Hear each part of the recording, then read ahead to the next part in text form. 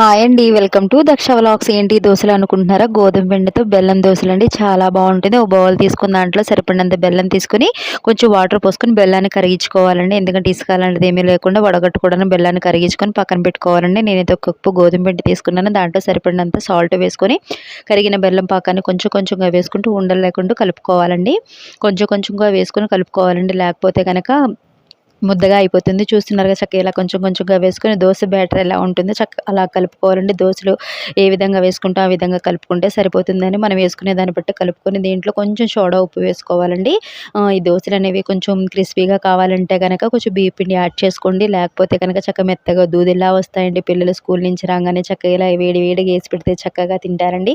చాలా టేస్టీగా ఉంటుంది. చక్క బెల్లం ఎక్కువ ఇష్టపడేవారైతే కనుక తీపి ఎక్కువ తినేవారైతే ఈ దోసలు తినడానికి చాలా బాగుంటుందండి. ఎన్ని తిన్నా చక్కగా ఇంకా తినాలనిపిస్తుంది.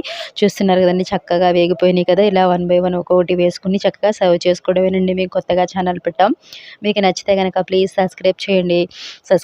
లైక్ చేయండి, షేర్ చేయండి. చూస్తున్నారు కదా చక్కగా కావాల్సిన దోసలు వేసుకొని సర్వ్ చేసుకోవడమేనండి.